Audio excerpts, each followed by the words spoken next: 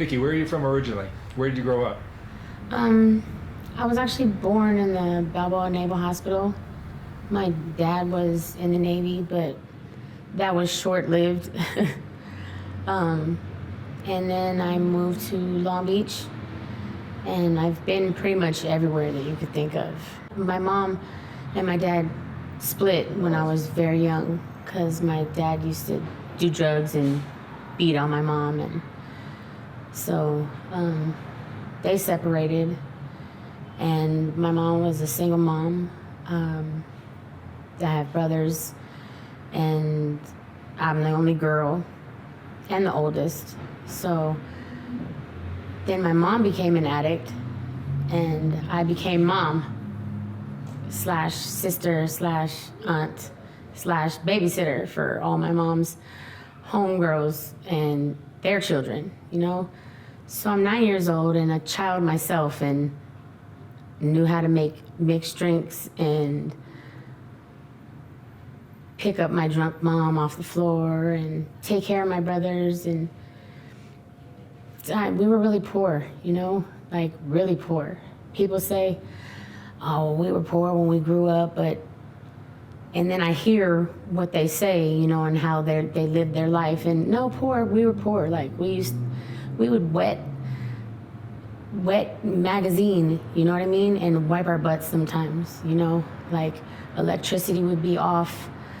I remember being 9 years old and walking from door to door, you know, asking different neighbors for different things so I could feed me and my brothers. In that kind of poor. And then I learned how to steal, you know, and that like saved my family, you know. And my mom even knew that I was stealing, but she was so far in her addiction that she didn't even care, and she somehow made it right to herself, you know. Well, God knows our heart. I remember she used to say that. And she sold me for a dope sack when I was 12 to her boyfriend's brother. And that's when pretty much my life had took a turn, you know, because my innocence was taken from me at that time. Sorry.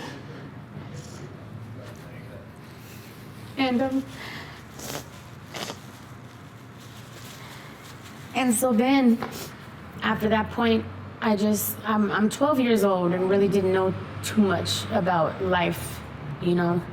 I knew that as far as I was concerned, life was rough, but because that's all I had been through, I didn't even really realize that what I was going through was abnormal, you know?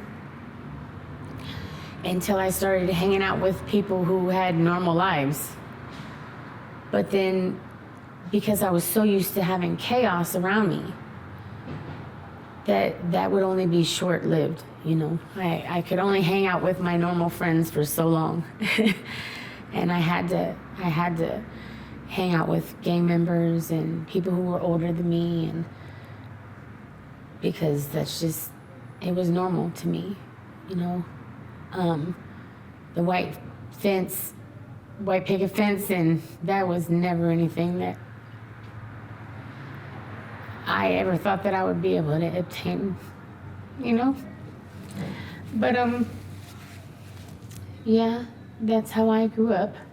And then when I got a little bit older, like, so because I was so angry, right, I got kicked out of several schools. Became a gang member, was very promiscuous, because that was normal, you know? Plus didn't have a dad, you know? My mom was promiscuous, my mom was an addict, so seeing all those things for so long, you know, it just kind of rubs off on you. There's your role model. Right. And I got kicked out of like 8 schools. I got kicked out of the Orange County district because I had gotten sent to Orange County from Long Beach, and Eventually, I had to become homeschooled. And of course, that didn't work well because I already didn't have any guidance. So, I finally graduated high school in county jail when I was 25. Never was really interested in anything that was successful, ever, you know? I always had an interest and it always looked good to me. But I think somehow there was something on the inside of me that felt that maybe I didn't deserve success, you know? So I've always self-sabotaged, always. My whole entire life, including now.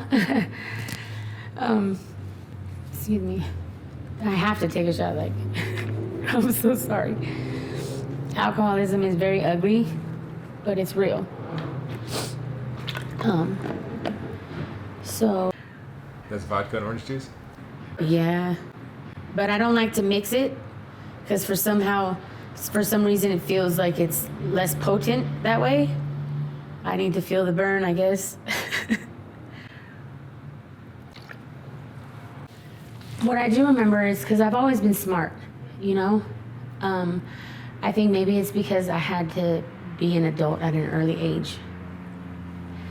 And, you know, I know during junior high and high school, teachers would try to send me to leadership classes, and they would tell my mom, who would always be high as a fucking kite when she would go to my parent-teacher conferences, if she would even show up, you know? She's so brilliant, you know? She's very sharp, she's smart. She just doesn't apply herself, you know? Is there anything that's going on at home, you know?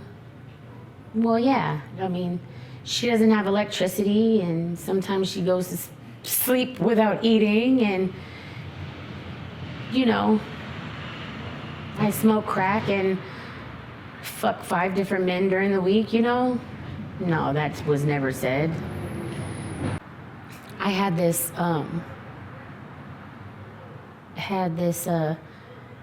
somehow my mom gave me the reputation that she gave me, you know? Because she couldn't dare say that it was her, you know? So she made me the bad kid. And I became the bad kid.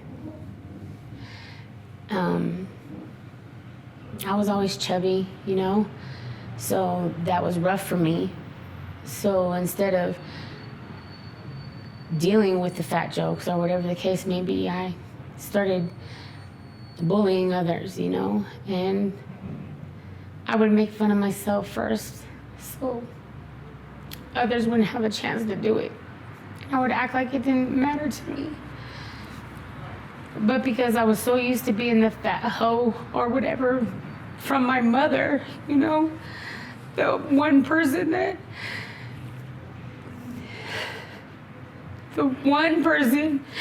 out of everybody in your whole entire life, you would think that you could trust and love, you know, betrays you like that and does the things that they do. The way that you look at other people, it just completely sets a different path for your life. And you don't trust anybody and you have your guards up. Like, it's...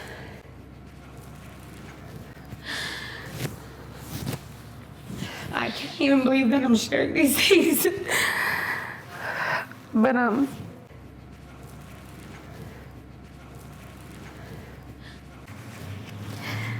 so I became that kid, in and out of juvenile hall. Would always fight. I was very violent, because that's the way that, because I was beaten and raped and molested, and, you know, and I was so angry. I hated my mother, you know? I still hate my mom, and that's sad. But I love her at the same time. And nobody could ever say anything about my mom because I would beat their ass. But Yeah. That's like the gist of and I've always been talented, and I sing. I've always had a gift. Like, I could sing my ass off. My mom stopped me from doing a lot of things, either because she didn't want to pay for it, or when I was like 14 years old, she decided to be a born-again Christian, right? And then she decided to, oh, well, you spare the rod, you spoil the child. And then she thought that she could beat me and my brothers, right? And it was okay because that's what the Bible says. But bitch, we've already been grown now. We've raised ourselves, And you want to try to hit us now? We've already been through too much. Who the fuck do you think you are? But I do remember as a child, I felt the power of God, And it didn't change the way that I felt about the Lord. And I realized at that point in time that, you know what? I do have a gift, and I do love God. So like, I've been through almost every aspect of life you could think of. And so even though my mom was fucking the usher who was married, and wondered why people looked at her crazy and shit, and they used to do meth on the weekends when nobody was looking, but God was, And so I like prided myself in being different, I didn't want to have sex before marriage. I didn't want to, I wanted to do it the right way. I started doing good in school, and was actually on the honor roll for a little while, But then after I became home, like, I lost all hope, right? After my grandma died. My grandma died, and my grandma was the only person that was the rock in my family. My mom came from a family of 10. She had 10 brothers and sisters. Her brothers and sisters, they were all abusive to each other, And that's because my grandpa was a raging fucking alcoholic. Go figure. He actually died of cirrhosis of the liver not too long ago. And he used to beat my grandmother, who was the most awesome lady, It's, some people are changed by their atmosphere and what they go through, and some people are not. My grandma was never changed, It didn't matter how much shit she went through. She was never changed, but everybody else was,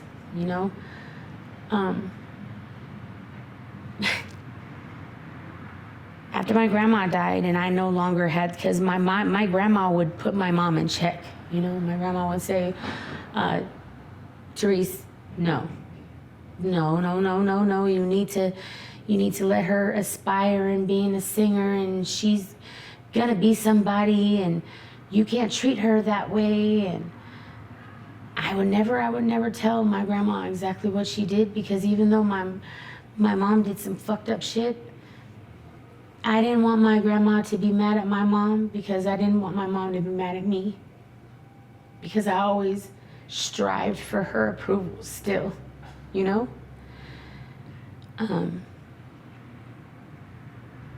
And that's basically where the hurt starts, The hurt started there, and it didn't end there.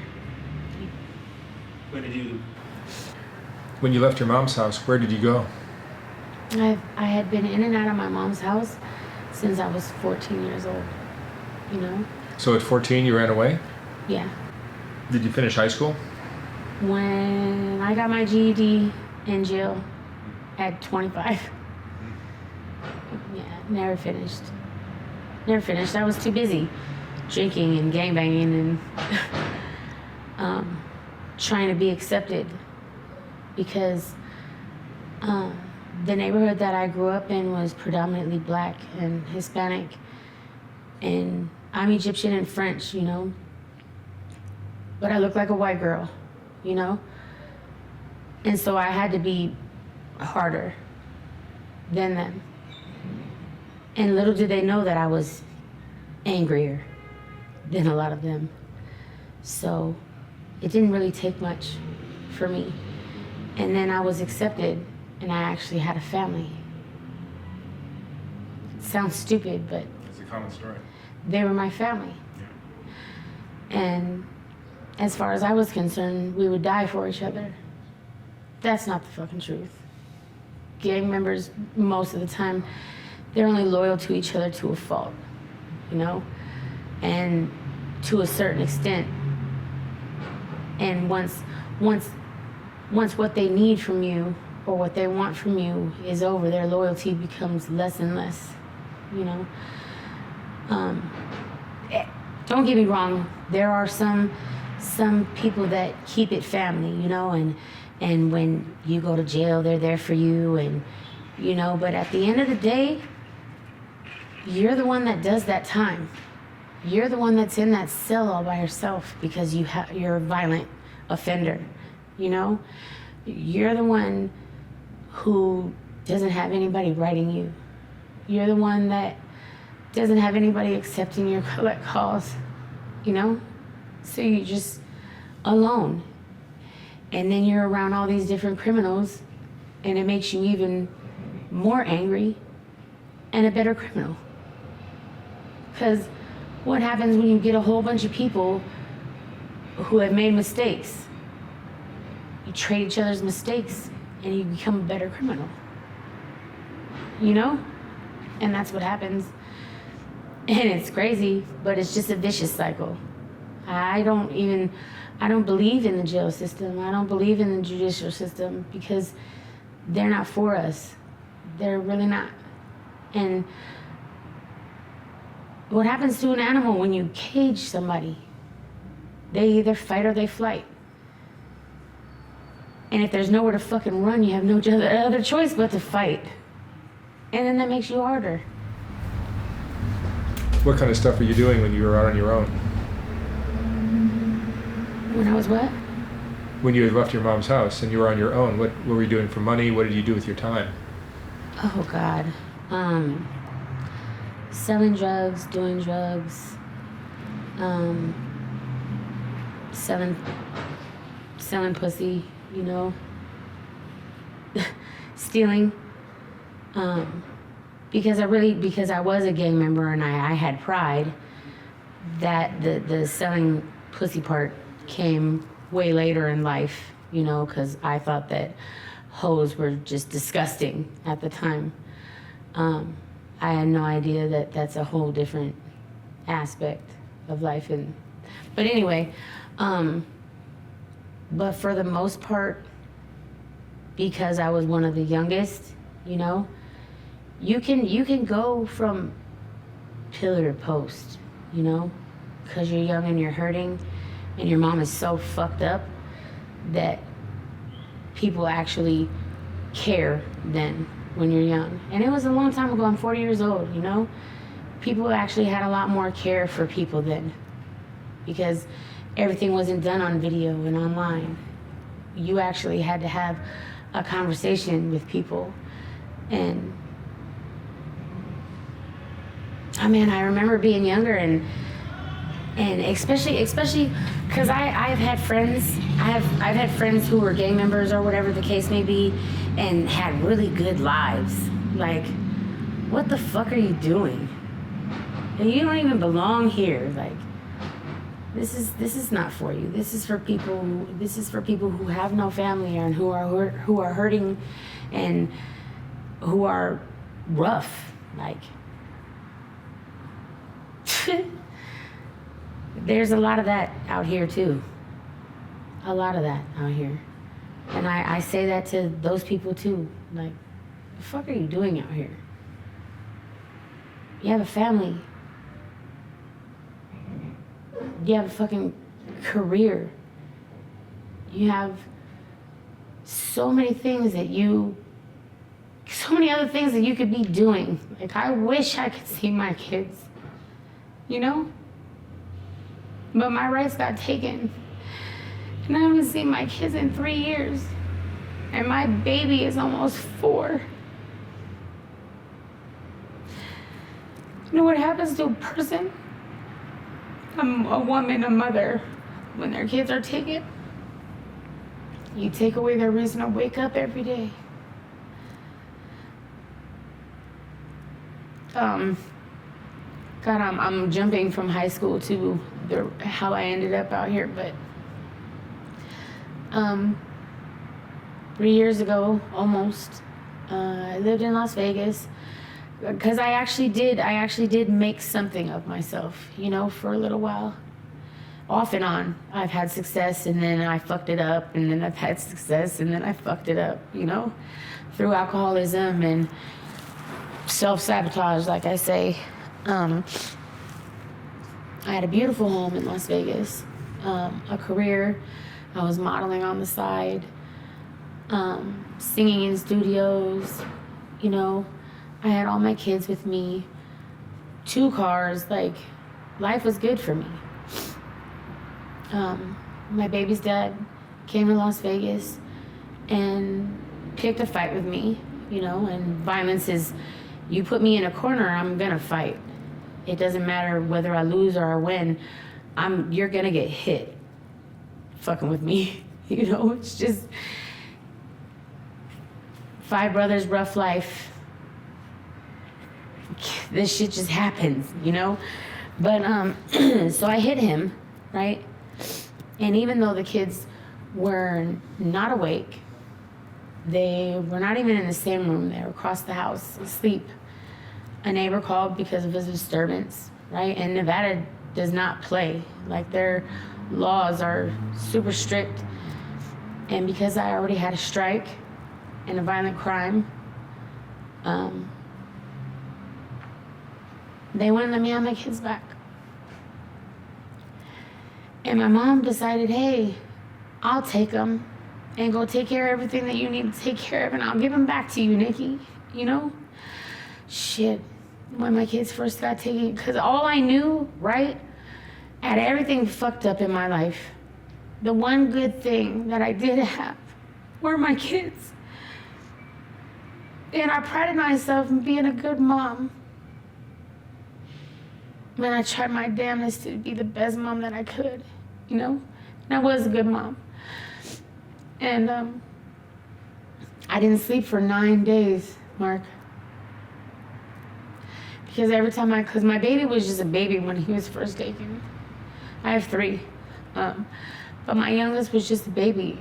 He was only 1. He had just turned 1. He slept with me every day. And so every time I tried to close my eyes, I couldn't sleep because I didn't feel complete, one, you know? And then, like, oppression just took over. Depression. I would close my eyes, I would hear my baby cry. It was like I was almost being tormented. I mean, I don't know if you believe in spirits or whatever, but it really felt like I was being tormented by evil spirits, you know? And 9 days later, I guess from another disturbance, my fucking neighbors were nosy as hell. Las Vegas PD came into my house and they had to break in because at this point I'm comatose, you know, but I wasn't sleeping. And when they walked in, I was sitting at the table with a gallon of Carlo Rossi in front of me and 4 dinner plates at the table. Because I was taking care of kids that weren't there.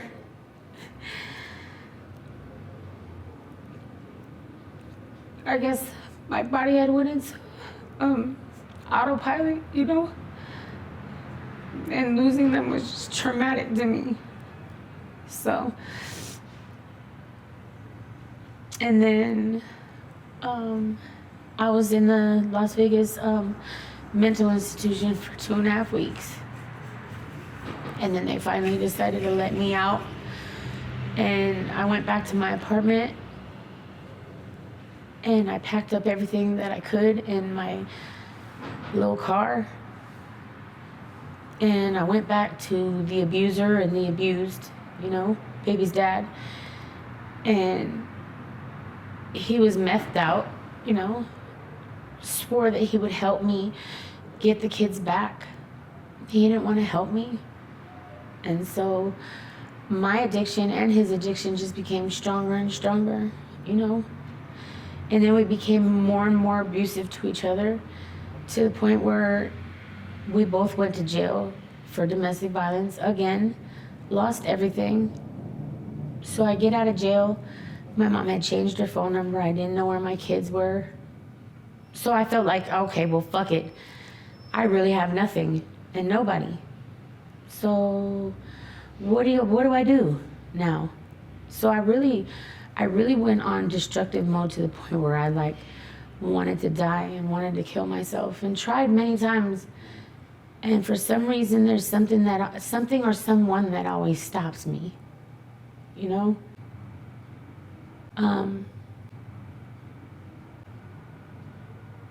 I wouldn't wish some of the things that I've been through and seen on anybody, you know? So I got into prostitution because, you know, being on the street at this point is dangerous, you know? And this is when I first became homeless. And I had a pimp, you know? And he was the one who was like, hey, well, you like to fuck anyway, so you might as well make money doing it. And so I started selling myself, and I made good money doing it, but I didn't get to keep any of it, of course. And you know, there's all these promises that are given to you. Yeah, we'll do this and we'll help you get your kids back. And so of course, you know, I give my all and I got an A for effort. Have nothing to show for it. Nothing. But I did have a contusion, you know, broken ribs, no shoes, and a busted lip by the time I finally got out of that situation, almost a year later. And I got out of that through CAST, which is Coalition Against Sexual Trafficking, you know? And they brought me out here because where I was being trafficked was in Orange County. So they brought me out here. Their main office is actually out here. And they put me in a hotel downtown. Next thing you know, I met a cute guy who told me that he had a hotel and he'd be able to help me, and I'm so beautiful and da-da-da-da-da and talented, and I ended up on fucking Agatha. And I've been out here since. That's almost 3 years ago. It's almost like Skid Row is a twilight zone, you know? And because most of the people here are so helpless and hopeless and hurting so badly, and it's so dog eat dog out here, and hurting people hurt people, you know? I've been raped 3 times. I was kidnapped for 3 days. Fuck. And it seems like every time I get ahead, even just a little bit, I get knocked back like 10 steps, you know? And the men a lot of the men out here are just fucking, they're predators. Like, and they'll use anything. Love, kids, shelter, anything to get what it is that they want from you. And then once they get what they want, they just throw you away like a piece of trash. And then if you decide not to, you end up like me, angry, bitter, in the cold, sick. Last year it was so cold, During the wintertime, I had gotten pneumonia and lost hearing in my right ear, you know? So it's like, fuck, you're damned if you do, damned if you don't. And then you get paperwork ready so you could try to get an SRO, and somebody steals your fucking purse, and then you're starting all over again. And it's hard to do anyway. Because guess what? You stay up all night so you don't have to be subjected to anybody else's bullshit, right? So you're tired as fuck by the time the day comes, right? So you do drugs to stay awake. And because you do drugs to stay awake and you've been awake all night, you don't want to go and take care of any business. That's the last thing that's on your mind. And so it's just another vicious cycle all over again.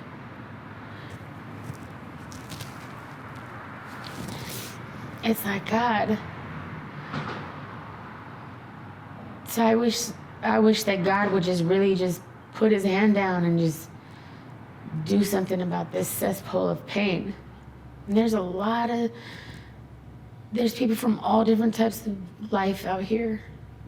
People who are very successful.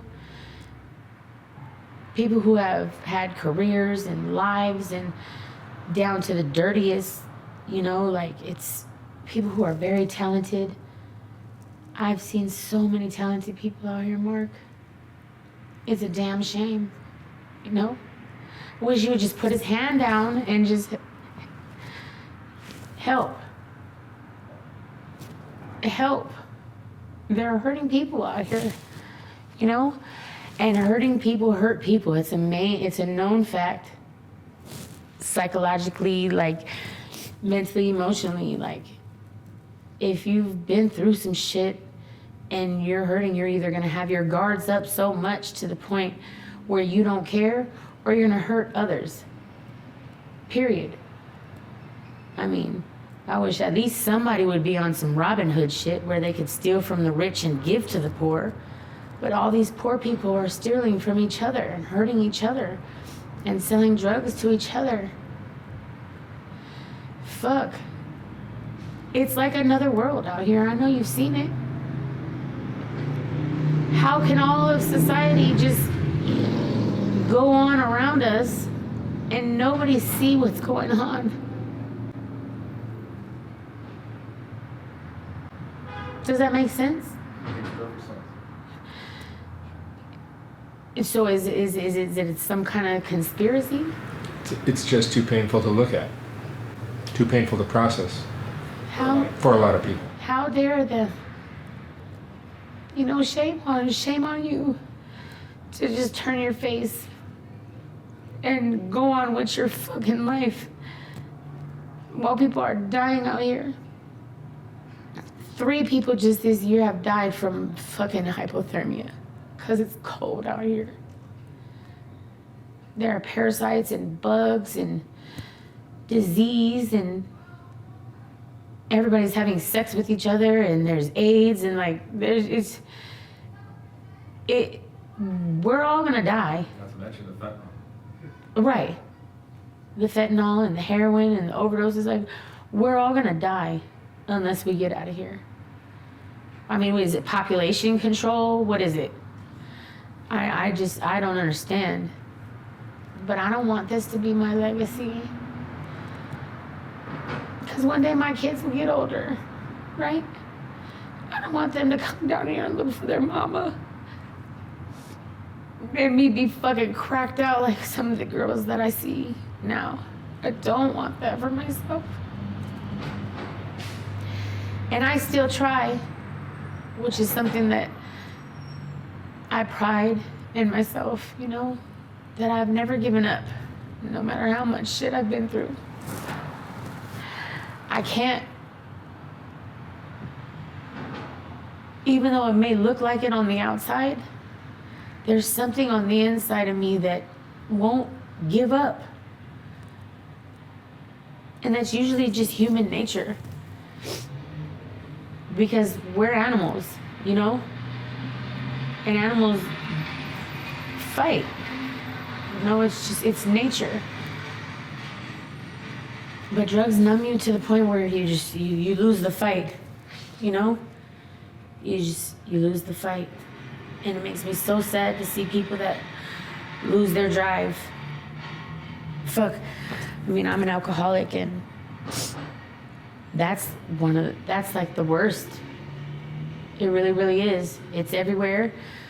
And if you don't use it, it makes you sick and you can die. So even though people can look at it like, oh, well, you could just quit, just don't drink. Well, bitch, you just don't buy the sack, like, how dare you talk about my addiction? But you can actually have a seizure and die. Alcohol is the only thing that, if you go to jail, right, it's the only thing that they give you detox medicine for anymore. They don't even give heroin addicts detox medicine, because even though their body hurts and their body is addicted to it too, they can live without it.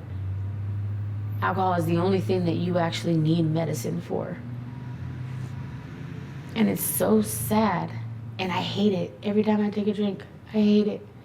It's almost like the devil.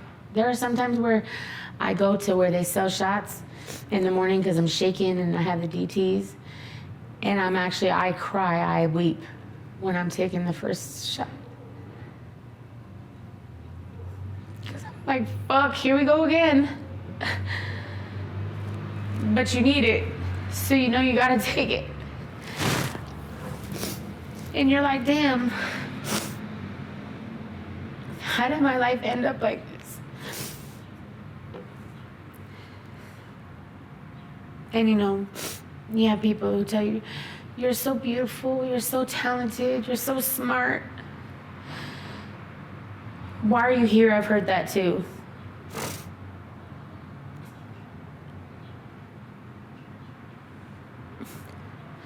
I don't know. I guess, you don't see it. You don't see what other people see in you. And I had somebody tell me the other day, it actually broke my heart. They told me, Queen, you're letting this place change you. Well, duh. I mean, fuck. It's inevitable that that's gonna happen. But they said, the light that you used to have in your eyes isn't there anymore.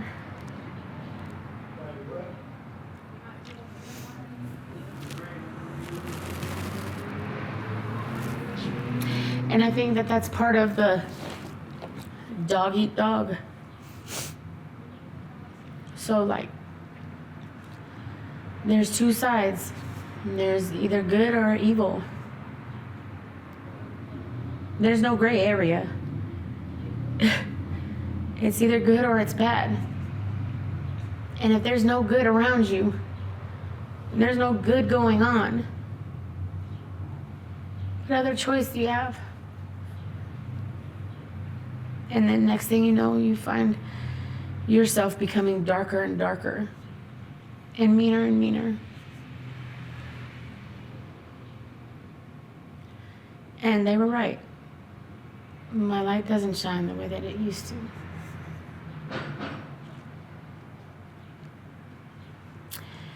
And I don't even get drunk anymore.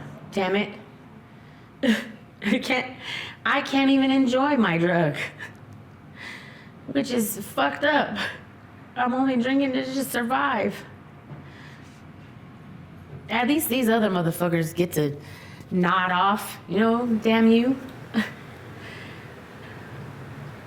Do you talk to your kids still? No. I haven't talked to them or seen them. If you could talk to them, what would you say? Damn, Mark, for real. I love them. And I miss them very much. And I know that mommy fucked up, right? And if I could change it all, I would. But just know that I never, ever, ever wanted this to happen. And please don't feel like I abandoned you because that's not what happened. I never left you. You were taken. There's a difference. And they were the best thing that ever happened to me. They saved my life. Even though it's a fucked up one. Because if it wasn't for them, I would have been dead. Yeah, that's what I would say to them.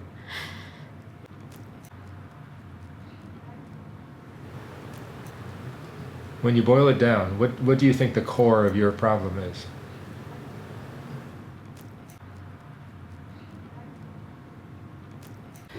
God, that would make it to where I would blame everything on my mom.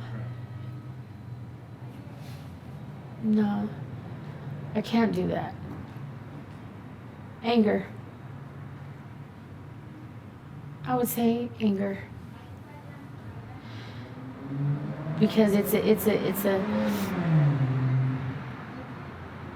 anger and hurt, because there's stages to pain. And once it turns into anger, then there's rage and there's no coming back from that.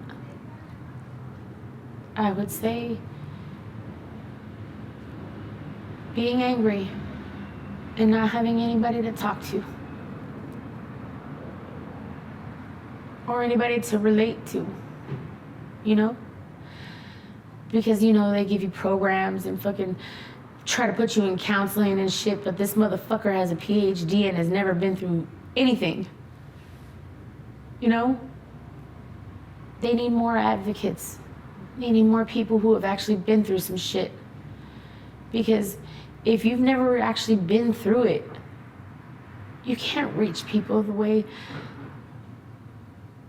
that somebody that actually has, Just like I believe, because like I said, I'm a singer, I believe that if you haven't actually been through what you're singing about, you shouldn't be singing that shit. So how are you gonna teach me about how to fix my fucking life if you haven't been through the shit to fix your life? Right? Yeah, having the lack of resources, probably, and anger. Being so angry and not knowing how to release it. And so finding other ways to release pain and rage through sex and drugs and music and alcohol and, yeah, all the numb shit. As long as I'm not feeling it, I don't care. That's one of my things out here. As long as I have music and my alcohol and some cigarettes, I'm okay. And for a little while, that's true.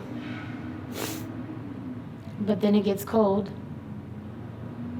and you're alone. And then you realize, fuck, I'm really alone. And that's one of the most painful things. Because there's a lot of disturbing relationships out here. I don't want that. I can do bad all by myself, Mark. I don't need anybody to help me do that.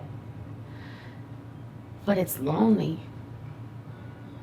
And everybody thinks that, oh, man, I know you got a gang of motherfuckers on you. You're so pretty and... No. Of course they're all on me.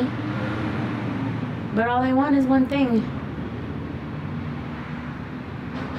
And I don't want that for me. Unless you're gonna love me for all of my fucking bullshit and all the things that I've been through, which is a big job, So if I ever do find that somebody, right? They're gonna have to love me through some shit. And cheers to them. But once they get through all of that stuff, I'm an amazing woman. And they'll be blessed. And it's crazy that I still believe in that. You know, even being in through seeing all this shit that I see. I wish I could take the camera right now and show you where the fuck I'm at. But through being through all the shit that I lived through, I still believe in love. And when I see somebody and I'm walking down the street and I see them in the gutter, I tell them, the fuck up. Get up. Get your ass up, man. Like, come on. You can't go out like this. Not in the gutter, dude. Put your shoes on, bitch. Like, you know, have some pride in yourself. Crazy, huh? And I still believe. But I still believe. You never know. Maybe all these things that I'm going through is for somebody else. Maybe that's the reason why you met me today. Because somebody out there needs to hear that they can make it. And please don't make the same mistakes, because you might end up here. And not everybody is strong. I consider myself very strong. Not everybody's strong enough to live through this. Niqi, thank you for coming in. Thank you for having me. Thank you for what you're doing. We need more Marks in the world.